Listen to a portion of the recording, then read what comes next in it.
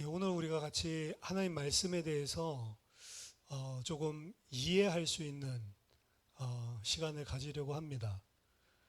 오늘 사무엘하 7장 16절과 그리고 역대상 17장 14절을 읽었는데 사무엘서랑 그리고 열왕기서가 한 역사책이고요.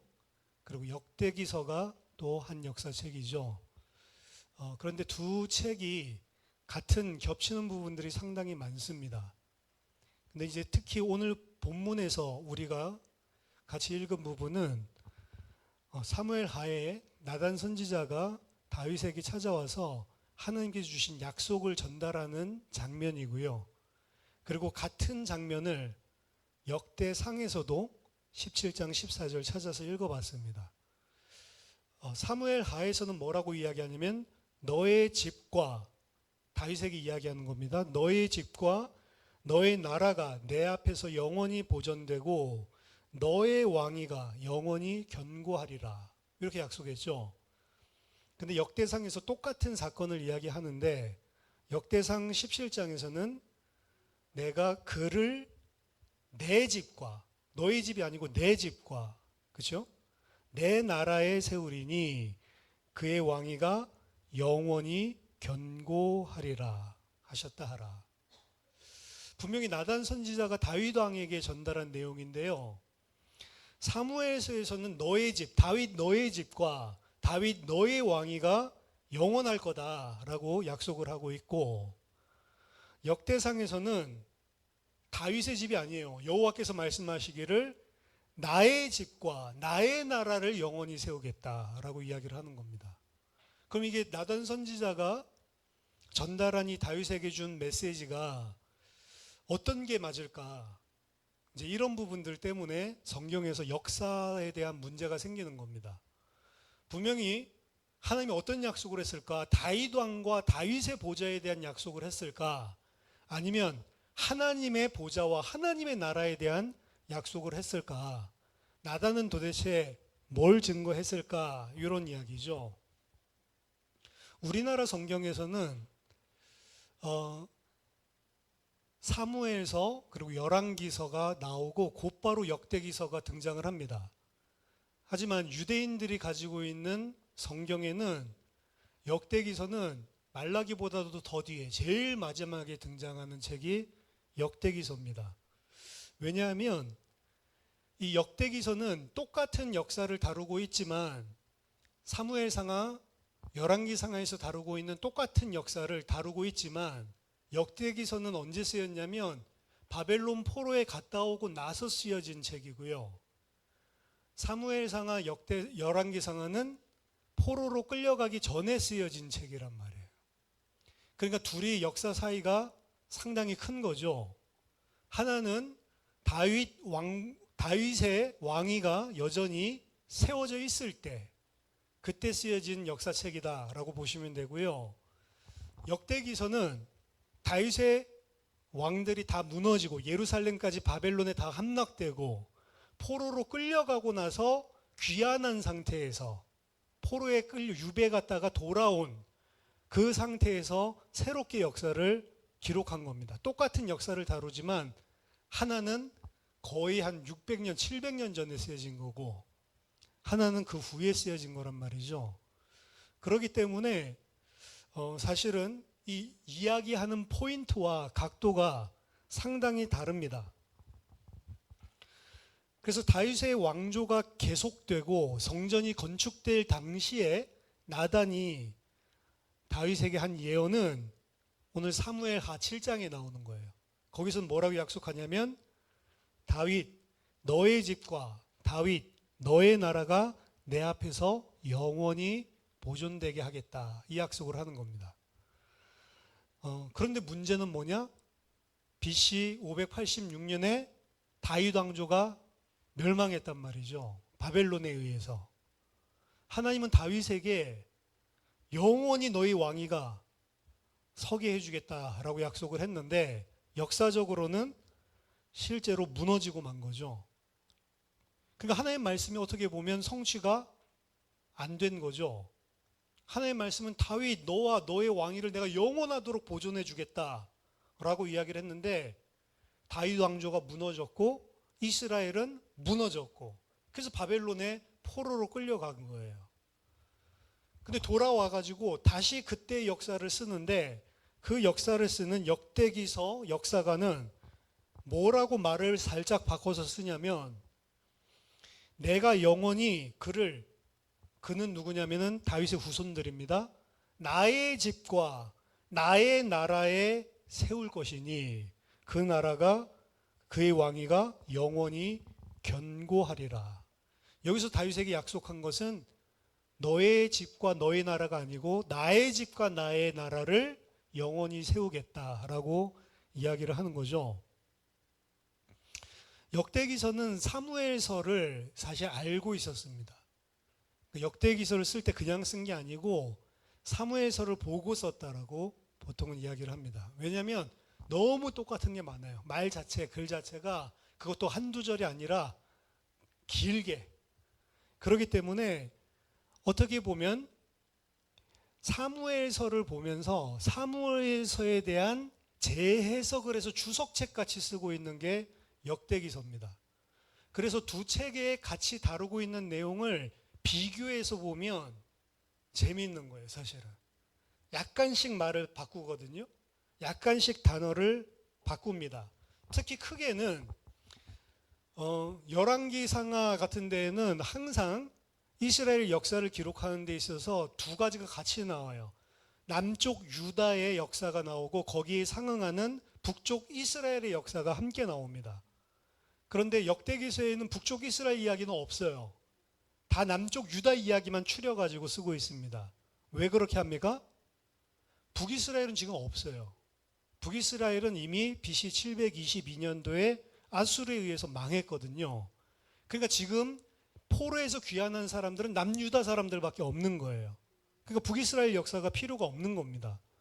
그러니까 역대기서는 철저하게 포로에서 귀환한 상태에서의 유대인의 관점으로 사실 역사를 어떻게 보면 새롭게 편찬을 하고 있는 건데 자기가 그냥 생각해서 쓴 게 아니고 이전에 쓰여진 기록인 사무엘서, 열왕기서를 옆에다 펴놓고 그걸 보면서 새롭게 정리를 하고 있는 거죠. 지금의 관점에서.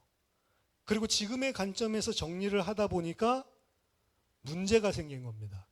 왜냐하면 하나님께서 다윗에게 너의 나라와 너의 왕위가 영원하게 하겠다라고 했는데 지금 다윗 왕조는 끝나버렸어요. 다윗 왕조가 무너졌거든요. 포로에서 돌아오고 난 다음에 이스라엘은 자체적인 왕을 세운 적이 한 번도 없습니다. 하스모니안 왕조가 잠시 한 100여 년 정도 있었지만 그건 다윗 왕조가 아니에요. 그렇기 때문에 다윗 왕조는 바벨론 포로에서 돌아오고 난 이후에도 재건된 적이 단 한 번도 없었다. 그럼 그 관점에서 아니 이 나라를 다윗의 나라를 영원히 하게 해주고 다윗의 보좌를 영원하게 해준다고 약속하셨는데 하나님의 약속이 왜 성취가 안 됐을까? 사실 이 각도에서 쓰는 겁니다. 사실 두 이야기가 다르잖아요. 다르기 때문에 이제 하나님의 말씀은 틀릴 리가 없다. 그런데 두 말씀은 나단이 다 이야기했다. 다윗아 두 가지 말을 다 했다는 거예요. 다윗아 내가 너의 나라랑 너의 왕위를 영원토록 하게 해줄게. 그리고 나의 나라와 나의 왕위를 영원토록 하게 해줄게. 이 두 가지를 다 말했다는 겁니다. 근데 사무엘서는 앞에 것만 이야기를 했고 역대기 기자는 뒤에 것만 했고 이제 이런 식으로 성경이 배치가 될 때 역사적인 사실이 배치될 때 조화를 시키는 것을 하모나이제이션이라고 하는데 그 하모나이제이션을 통해서 해결되는 것도 있기는 있습니다. 하지만 하모나이제이션은 문제가 아니에요, 사실은. 예를 들어서 이 똑같은 조화를 통해서 해결하려고 하는 것들이 예수님의 성전 정화 작업인데 공간복음서에서는 예수님의 성전 정화가 언제 일어나냐면 마지막 십자가 지시기 전에 사역 마지막에 예루살렘 올라가셨을 때 성전 정화를 합니다. 근데 요한복음을 보면 가나 혼인잔치 끝나자마자 사역 초기에 성전 정화 작업을 하시거든요. 그럼 하모나이제이션에서는 어떻게 조화를 시키냐면 예수님이 성전 정화 작업을 두 번 하셨다. 사역 초기에도 하셨고 그리고 사역 마지막 3년 말기에도 하셨고 이런 식으로 이야기를 하는 거예요. 근데 선택적으로 하나만 썼다라고 하는 거죠. 그런 식으로 해결하려고 하는데 이런 건 참 나쁜 해결 방식입니다. 왜냐하면 요한복음은 주제별로 예수님의 일대기를 재구성해서 쓴 이야기예요. 그러니까 연대기 순서가 아닙니다. 그렇기 때문에 성전 정화, 참 성전 되신 그리스도라고 하는 주제를 가지고 전체 예수님의 사역을 통관시키려고 하는 거예요. 그러다 보니까 성전 정화 작업을 가장 처음에 이야기를 하는 겁니다. 그리고 요한복음 1장에서부터 예수님이 이 땅에 육신을 입고 왔다라고 하는 것 자체가 천막을 치셨다, 성막을 치셨다라는 원어거든요. 그러니까 처음부터 요한은 예수님이 참 성막이고 참 성전이시다라고 하는 관점을 가지고 이야기를 끝까지 풀어나가는 거거든요. 그래서 예수님의 몸에서 피와 그리고 물이 흘러나온 장면이 마지막 요한복음 19장에서 나오는 거예요. 물 흘러나오는 것은 요한복음 유일하거든요. 그게 뭐냐면 성전에서 흘러나오는 에스겔서의 생명의 물을 이야기하는 겁니다. 반대로 공관복음은 연대기 순으로 기록을 한 거예요. 그러니까 실제 연대기적으로는 예수님의 사역이 그 성전 정화 사역이 마지막에 있었던 게 연대기적으로는 맞을 겁니다. 마찬가지입니다. 오늘 여기서도 예수님이 이 나단 선지자가 두 가지 이야기를 다 했는데 선택적으로 썼다. 이렇게 보는 게 너무 사실은 오도하는 거죠. 이유가 있는 것입니다. 근데 이제 이게 이유가 있다 손 치더라도 팩트는 있을 거 아니에요. 나단이 그럼 도대체 뭐라고 실제로는 이야기를 했을까? 다윗에게 사무엘서처럼 이야기를 했을까? 아니면 역대기서처럼 이야기를 했을까? 그 오늘날의 우리나라 사람들, 현대인들은 그러면 사무엘서가 팩트를 썼다면 역대기서는 팩트를 안 썼고, 사무엘서가 팩트를 안 썼고 역대기서가 팩트를 썼다면 역대기서는 역사적으로 믿을만 하지만 사무엘서는 이거 가짜로 썼네, 믿을만한 자료가 못 된다라고 생각하는 거죠. 근데 이게 현대인의 관점이고 성경의 관점이랑 다른 관점입니다. 성경은 역사책 맞아요. 역사를 기록한 것입니다. 근데 성경 포함해서 모든 역사는요, 기록하는 사람과 관점에 따라서 다 다르게 기록이 돼요. 여러분이 아이랑 같이 어떤 대공원을 갔다 왔거나 아니면 어떤 외국의 어떤 여행지를 다녀왔거나 서로 갔다 온 감상을 쓰고 오늘 봤던 것 중에 가장 인상 깊었던 것들을 같이 일기를 쓴다고 하면 똑같은 데를 갔다 왔는데도 다르게 쓴다고요. 보는 관점도 다르고 내가 선택하는 것도 다르고 심지어는 똑같은 걸 봤는데도 표현하는 게 너무 달라요. 내가 본 느낌이랑 그리고 내가 사실적으로 알아들은 거랑 아이가 알아들은 거랑. 그렇죠? 모든 역사는 다 관점을 가지고 씌워집니다. 그래서 브루트 팩트라고 그러죠. 아예 그냥 있는 사실 그대로의 역사 기록은 없어요. 그래서 역사라고 하는 것과 역사 기록은 항상 다른 것입니다. 역사 실제로 일어났던 것을 그대로 옮긴다고 하는데 그대로 옮길 수가 없어요. 비디오로 다 찍어서 그대로 다 보여주면 모를까? 그 비디오로 찍어도 한 부분만 찍잖아요. 옮길 수 있는 방법이 없습니다. 내가 중요하고 싶다는 것만 찍을 거니까 비디오도. 그렇죠? 성경도 역사는 역사인데 어떤 관점을 가지고 쓰여진 역사라는 거죠. 근데 무슨 관점으로 무슨 목적으로 쓰여졌냐, 그게 중요한 겁니다. 그래서 이게 진짜로 나단이 말하는 게 뭐냐, 그거는 성경은 중요하게 생각하는 게 아니에요. 더 중요하게 생각하는 것은 나단을 통해서 이런 말을 했다라고 이야기를 하고 또 저기에서는 저런 말을 했다라고 이야기를 하는데 왜 그렇게 했으며 거기에서 우리에게 주고자 하는 메시지가 뭐냐는 말이죠. 한마디로 딱 줄여서 말하자면 성경은 그냥 역사책이 아니고요, 구속 역사책입니다. 그리고 우리에게 구원을 설명해 주기 위한 역사책이에요. 우리에게 생명을 주기 위한 게 성경 기록의 목적입니다. 그러면 역대상 17장에서 약속한 것은 다윗이 살아있고 다윗의 왕조가 살아있고 아직 이스라엘 남유다가 멸망하지 않았을 때의 관점에서는 아무런 무리 없이 받아들일 수 있는 내용이었어요. 왜? 다윗 너와 너의 나라가 영원토록 내가 보존하게 해주겠다라고 하는 약속이 아직까지 유효하기 때문에. 문제는 뭐냐면 그렇게 약속했는데도 불구하고 다윗 왕조는 다 무너졌고 남유다도 다 멸망받았고 그들이 다시 돌아왔지만 온전한 회복이 되고 있지 않은 상태입니다. 그때 선조들의 역사를 다시 새롭게 기록을 하는 거예요. 무슨 관점으로? 지금 현재의 관점으로. 지금 현재의 관점으로 역사를 재해석하는 겁니다. 그래서 역대기서는 사무엘서랑 열왕기서를 어떻게 재해석을 했냐. 근데 둘 다 성경에 들어왔어요. 성경에서는 성경을 어떻게 해석하고 있느냐를 보여주는 중요한 공부할 수 있는 책입니다. 성경으로 성경을 우리는 해석해야 된다 이런 말은 많이 하잖아요. 근데 그런 구체적인 예가 사무엘상하, 열왕기상하 이거를 역대기서 기자가 어떻게 보고 해석해서 쓰고 있냐 이렇게 보면 우리에게 많은 것들을 알게 해줍니다. 그 중에 하나가 이런 문제예요. 역대기서 기자가 봤더니 이게 다윗이 지금 다 다윗 왕조가 끝나버렸는데 그럼 하나님의 말씀은 거짓말일까? 하나님의 약속은 성취되지 않는 것일까? 이런 질문이 생기겠죠, 당연히. 그럼 이걸 우리가 어떻게 받아들이고 해석을 해야 되지? 이래서 해석이 일어난 거예요, 사실은. 그래서 역대기서에서는 무슨 이야기들이 나오냐면 이 땅의 다윗 왕조 이야기하는 게 아니구나.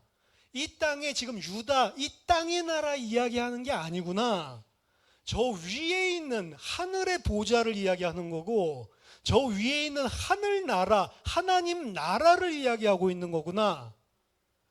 역사서를 보면서 재해석을 하기 시작하는 게 열왕기서에 나와 있어요. 그래서 사무엘서, 열왕기서는 상당히 현세적이고 이 땅의 역사를 그대로 기록하고 있다고 한다면 역대기서는 그거를 재해석해서 이 땅이 아니고 저기 하나님 나라 위에 있는 것이 중요하구나. 이런 식으로 성경이 점점 발전하는 겁니다, 사실은. 이게 계시의 점진성이라고 이야기를 하는 거거든요. 하나님의 계시가 처음부터 빵 주는 게 아니고 처음에 사람들 수준에서 깨달을 수 있을 정도로 조금씩 열어준다는 겁니다. 그래서 시간이 지나면 지날수록 점점 더 구체적으로 하나님이 진짜 주려고 하는 메시지가 드러난다는 게 성경의 점진적인 계시성이라고 이야기를 하는 거거든요. 그래서 역대기 기자의 눈에서 봤을 때는 이 땅의 그 육신적인 다윗 이야기가 아니고 다윗의 왕위라고 하는 거는 다윗의 후손으로 보내실 메시아를 이야기하는 거구나.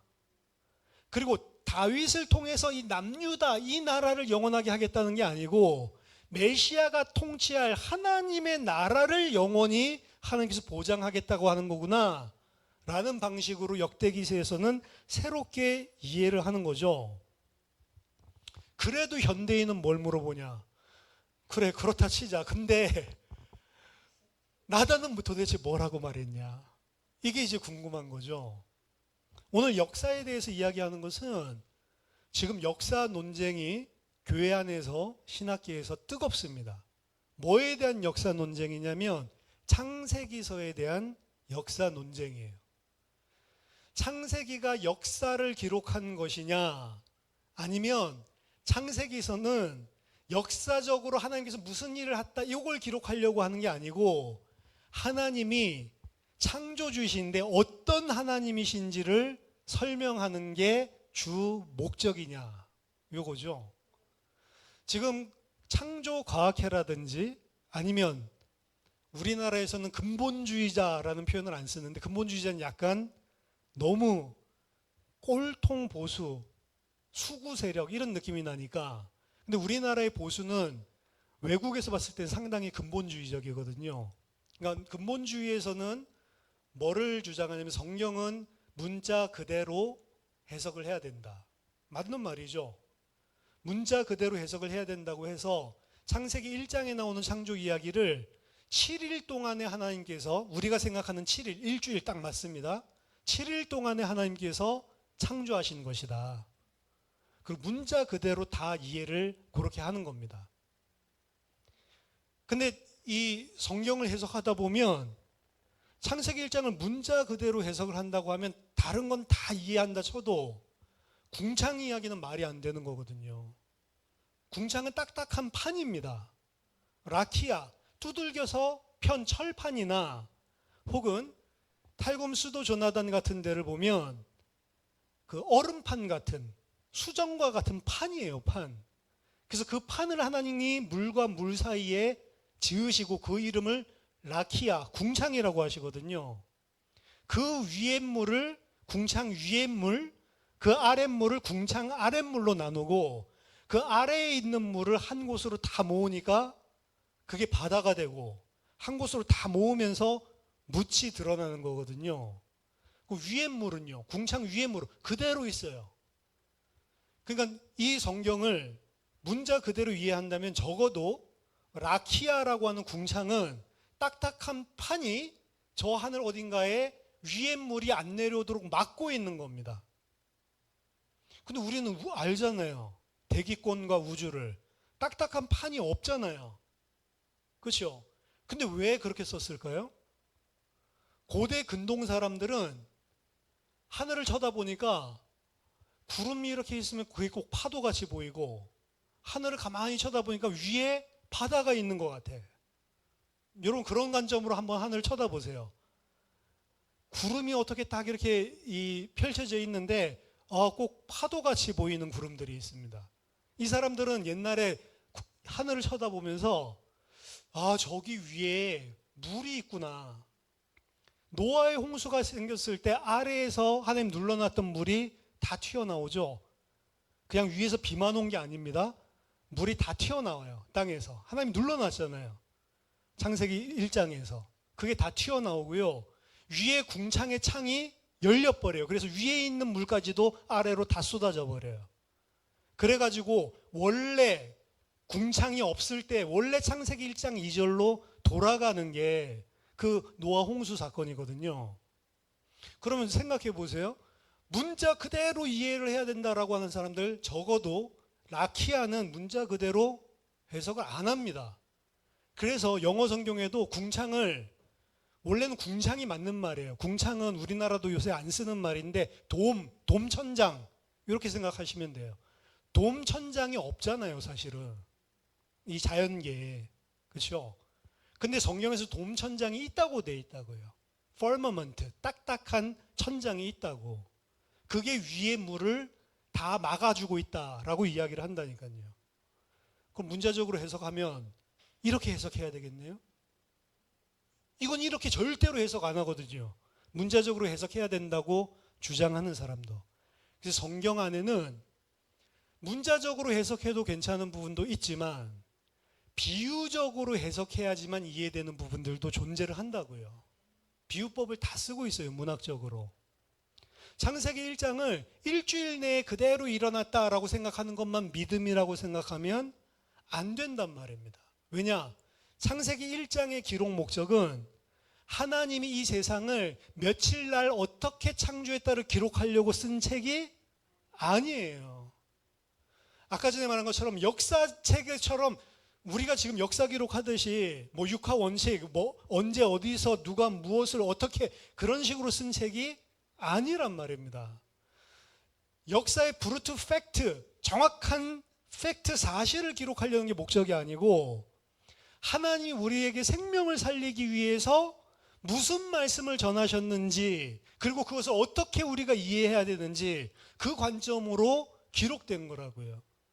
그래서 창세기 1장은 하나님이 이런 창조주 하나님이시구나. 말씀 하나로 모든 것을 다 통치하고 없는 것을 있게도 하시고 말씀하신 그 모든 것이 다 이루어지고 완성되어지는 전지전능하시고 능력이 많으신 하늘과 땅을 창조하신 창조주구나. 거기에 나오는 해달 별신들은 전부 다 우상숭배 대상자였거든요. 그런 것들은 하나님이 지은 피조물이구나. 사실은 이 메시지 하고 있는 거예요. 어떻게 무슨 창조를 했는지 그걸 갖다가 육하 원칙에 의해서 설명하고 있는 책이 아니란 말이죠. 역대상도 마찬가지입니다. 사무엘서도 마찬가지예요. 누가 그런 말에 나단이 그럼 도대체 둘 중에 뭐라고 말했지? 그거 하나님의 관심이 아닙니다. 둘 다 틀렸다라고 볼 수도 없어요. 둘 다 뭐가 맞냐 찾을 필요도 없고요. 뭐가 틀렸냐 찾을 필요도 없습니다. 중요한 것은 하나는 다윗의 왕위와 다윗의 집과 다윗의 나라를 보장하셨고 다른 하나는 하나님의 보좌와 하나님의 나라를 보장하셨는데 뭐가 맞았냐? 둘 다 맞아요. 이 두 개가 어디에서 맞아떨어지냐면 예수 그리스도 안에서 맞아떨어집니다.